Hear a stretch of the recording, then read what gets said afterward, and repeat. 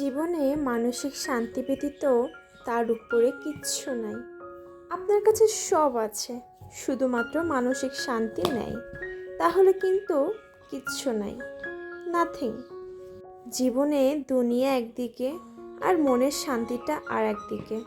দুনিয়ার সব কিছুর ভিড়েও মনের শান্তি না থাকলে আপনার কোনো কিছুই ভালো লাগবে না। বিশ্বাস করেন, মানসিক শান্তি এমন একটি জিনিস যেটি থাকলে খুব ছোট কুঁড়েঘরে থেকেও অল্পতে তুষ্ট থাকা যায়। তবে মানসিক শান্তি না থাকলেও 5তলা বিল্ডিংয়ের উপরে থেকেও আপনি সেই সুখটা পাবেন না। তাই সর্বপ্রথম নিজের মন যেটিতে খুশি হয়, যেভাবে আপনার মনে আপনি নিজেকে শান্তি দিতে পারেন, সেটি করা উচিত। জীবন তো একটি, নিজের মনকে প্রাধান্য দিয়ে সেটিই করা উচিত। মনের শান্তি দুনিয়ার সবচেয়ে বড় জিনিস। কখনোই আপনাকে দামি গহনা, টাকা পয়সা, বিল্ডিং, জমিন এসব কিচ্ছু সুখ দিতে পারবে না, যদি না আপনার নিজের মনে আপনি তৃপ্তি থাকেন। হ্যালো এভরিওয়ান, আসসালামু আলাইকুম। কেমন আছে আমার মিষ্টি আপু ভাইয়ারা?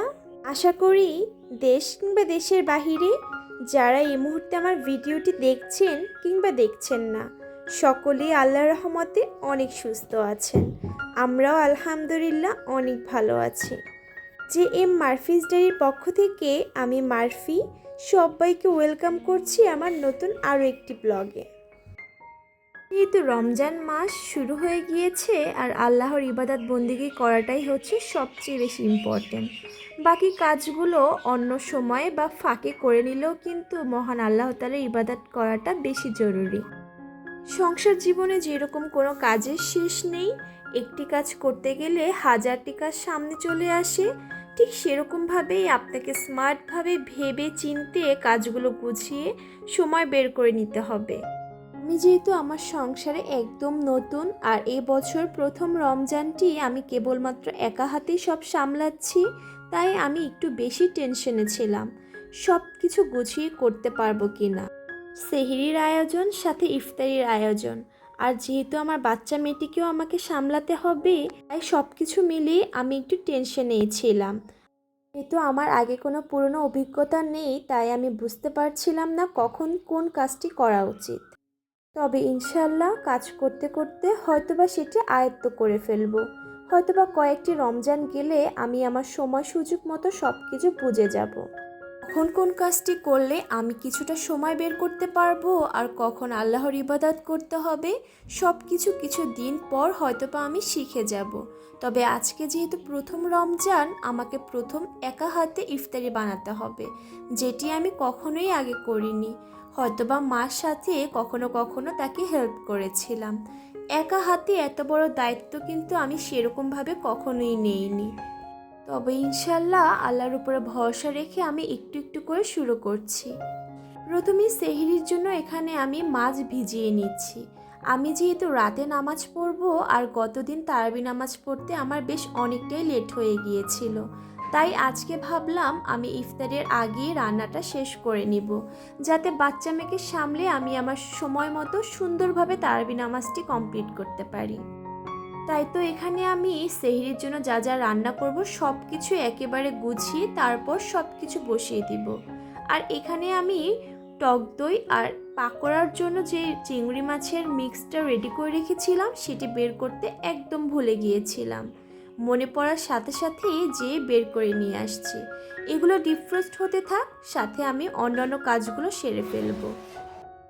এখানে আমি পেঁয়াজ বাটা বের করেছি, আর সাথে পাকোড়া বানানোর জন্য চিংড়ি মাছের একটা মিক্স করে রেখেছিলাম, আর লাচ্চির জন্য টক দই আর বুটটা নামিয়ে রেখেছি। প্রথমে আমি এখানে কিছু আলু সিদ্ধ করে নিচ্ছি। আমি বেশ অনেকটা আগে থেকেই আলুগুলো সিদ্ধ করে নিচ্ছি, যেহেতু আমি টাইম ম্যানেজমেন্টটা জানি না আর আমার কতটুক সময়ের প্রয়োজন, কি করতে হবে সেটা বুঝতে পারছি না, তাই অনেকটা আগে থেকেই আমি কাজ শুরু করেছি।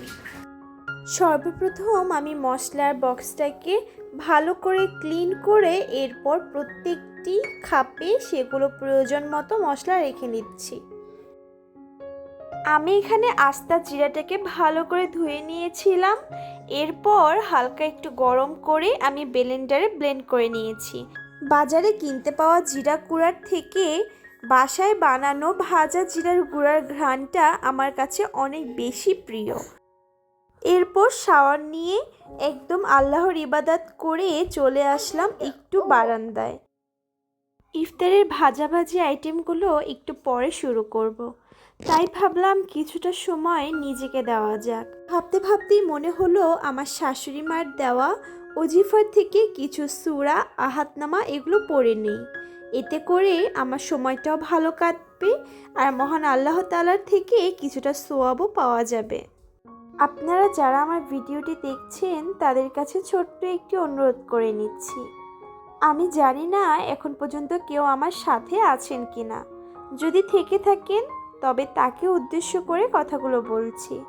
আপনার কাছে যদি আমার ভিডিওর কোনো অংশ একটু সামান্য হলেও ভালো লেগে থাকে তাহলে প্লিজ আমার চ্যানেলটিকে সাবস্ক্রাইব করে এই ছোট্ট বোনটির পাশে থাকতে পারেন। সাবস্ক্রাইব করে পাশে থাকা বেল আইকনটি বাজিয়ে দিতে পারেন। এতে করে আমি কোনো ভিডিও ছাড়া মাত্রই আপনাদের কাছে নোটিফিকেশন পৌঁছে যাবে আর আপনারা আপনাদের ব্যস্ততার সময় কাটিয়ে চাইলে ভিডিওটি দেখে নিতে পারবেন। যেসব আপু কিংবা ভাইয়ারা কাজটি অলরেডি করেছেন তাদেরকে অসংখ্য ধন্যবাদ।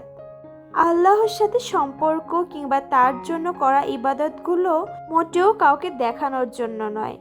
আমার কাছে মনে হয় যে কোনো ইবাদত কিংবা সব কিছুই গোপনে করাই শ্রেয়। যদিও আমি কখনোই আপনাদের সাথে এরকম কোনো ব্লগ শেয়ার করতে চাইনি, তবে এখন যেহেতু রমাদান মান্থ তাই ভাবলাম কিছু কিছু পজিটিভিটি আপনাদের সাথে শেয়ার করি, যদিও এগুলো একান্তই আমার ব্যক্তিগত ব্যাপার। জাইফার বাবা ইফতারির জন্য রুহ আফজার শরবতটি আগেই ভিজিয়ে রাখছিল আর আমি ভিজাতে আসলাম পেঁয়াজু মিক্সটি। মূলত 20 থেকে 30 মিনিট আগে গুঁড়াটা ভিজিয়ে রাখলে একদম ফুলে ওঠে, একেবারেই বাটা ডালের মতো ওরকম ঘনত্বে চলে আসে। আমি এখানে একটু বেশি পরিমাণে পানি দিয়েছি, যেহেতু ডালটা ফুলে একেবারেই ঘন হয়ে আসবে, তার মানে এই পানিটা আমার পারফেক্ট হয়ে যাবে। আর এখানে আমি সব কিছু গুছিয়ে একেবারে ইফতারি সহ সেহরির জন্য রান্না করে নিব। আর এখানে জাস্ট আপনাদেরকে দেখাচ্ছিলাম আজকে কতগুলো থালাবাটি মাজা হয়েছে। যদি কোনো বেলা একটু আলসামি করা হয় তাহলে কিন্তু হয় এই অবস্থা। আমি যেহেতু গতকালকে আলসামি করে আর সময় না পাওয়ার কারণে এগুলো ভালো করে ক্লিন করতে পারিনি, তাই আর কি পরে আমার একটু বেশি প্রেশার নেওয়া হয়েছে। যেহেতু অনেকগুলো কাজ একসাথে যখন জমা হয় তখন কিন্তু কাজগুলো করতে আরও বেশি কষ্ট হয়। ঠিক সেরকমভাবেই এতগুলো থালাবাটি মাজার জন্য আমার বেশ অনেকটা সময় নষ্ট হয়েছে। এখানে আমি বেগুনের জন্য বেগুনগুলোকে ভিজিয়ে পানিতে লবণ দিয়ে রাখছিলাম, এতে করে বেগুনটা খেতে আর পানসে লাগবে না, ভিতরে কিছুটা লবণও ঢুকে যাবে। আর এখানে আমি মাছ ভেজে নিচ্ছি, একেবারে আমি দুদিকটাই সামলাচ্ছি। একই সাথে কাজগুলো করে নিলে তখন কিন্তু আর আমাকে কষ্ট করতে হবে না। যদিও কাজগুলো অনেক বেশি মেস আপ হয়ে যাচ্ছে, সব কিছু অগুছালো হচ্ছে, তবে একেবারে করার পর আমি সব কিছু একেবারে ক্লিন করে নিব। মানে রান্না করার সময় কিন্তু সব কিছু এলোমেলো হয়ে যায় আর সেগুলো এই রান্না শেষ করে এক এক করে ক্লিন করে নিতে হয়। এখানে আমি বুট ভুনাটাকে একেবারে আমার পছন্দ মতো করেছি, মানে একদম গরুর মাংসের মশলা দিয়ে যেরকম রান্না করা হয় ঠিক সেরকমভাবে আমি ছোলা বুটটা রান্না করে নিয়েছি। আর এখানে এক এক করে ভাজাভাজির আইটেমগুলো ভেজে নিচ্ছিলাম। যদিও প্রথম রমজান সব কিছু চাইলেই শেয়ার করা সম্ভব নয়, সময়ও তো আর থেমে থাকে না। আমি যতই কাজ করছি মনে হচ্ছিল যেন সময় দৌড়ে যাচ্ছে। যখন মার বাসায় ছিলাম তখন না কেন জানি সময় যেতেই যেত না, আর আজকে দেখলাম সময় কেন জানি পালাচ্ছে, মানে আমি সময়ের সাথে দৌড়েও পারছিলাম না। এখানে আমি লাচ্ছিটা বানিয়ে নিয়েছি আর স্ট্র দিয়ে দিচ্ছিলাম। ফলগুলো কেটে রেখেছিলাম আর জাইফার বাবা সেই ফল থেকেই মেয়েকে খাইয়ে দিচ্ছিল। শরবতটাকে নেড়ে নিচ্ছিলাম, যেহেতু তোকমার দানা, চিয়া সিড আর ইসাবগুল দিয়ে বানানো হয়েছিল, পুরোটাকে ভালো করে নেড়ে তারপর খেতে হবে। এক এক করে আমি সালাদ বানিয়ে নিয়েছি। এখানে শসা টমেটো দিয়ে আমি সরিষার তেল দিয়ে একটি সালাদ বানিয়েছি, সাথে ছিল ঘুগনি আর পেঁয়াজ কাঁচামরিচ। মুড়িটা যেহেতু পরে মাখা হবে, তাই আমি এখানে সব কিছু আলাদা করে রাখছিলাম। ফল শরবত খেয়ে তারপর তো মুড়ি খাবো, এজন্য সব কিছু আলাদা করে রাখছি। আমি জানি আমার সব কিছুই মেস আপ হয়ে আছে, সব কিছু এলোমেলো, তবে প্লিজ আপনারা কেউ কিছু মনে করবেন না। আমি জীবনের প্রথম একা হাতে সব কিছু আয়োজন করেছি। জানি না পরিপূর্ণভাবে হয়েছে কি না, তবে চেয়েছিলাম অনেক কিছু করতে, তবে যতটুকু করেছি আলহামদুলিল্লাহ। যদিও আমার মনে আরও ইচ্ছে ছিল আমি টেবিলটাকে আরও সুন্দর করে ডেকোর করব, ল্যাম্প ফুল দিয়ে ভালো করে সাজিয়ে নেব, কিন্তু কেন জানি সেই সময়টাই পেয়ে ওঠেনি।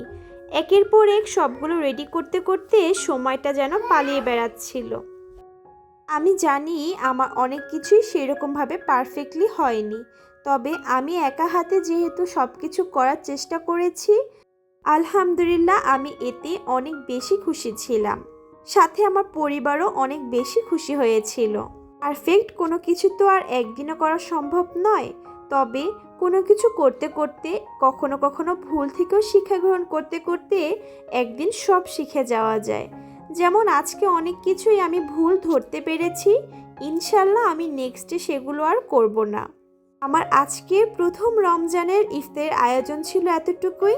আপনাদের কারো কাছে যদি আমার ভিডিওটি সামান্য হলেও ভালো লেগে থাকে, তাহলে আমার ভিডিওটি একটি ছোট্ট লাইক করতে পারেন। মহান আল্লাহ তাআলা সকলের রোজা কবুল করে নিক আর সকলকে 30টি রোজা রাখার তৌফিক দান করুক। আল্লাহ হাফিজ, আসসালামু আলাইকুম।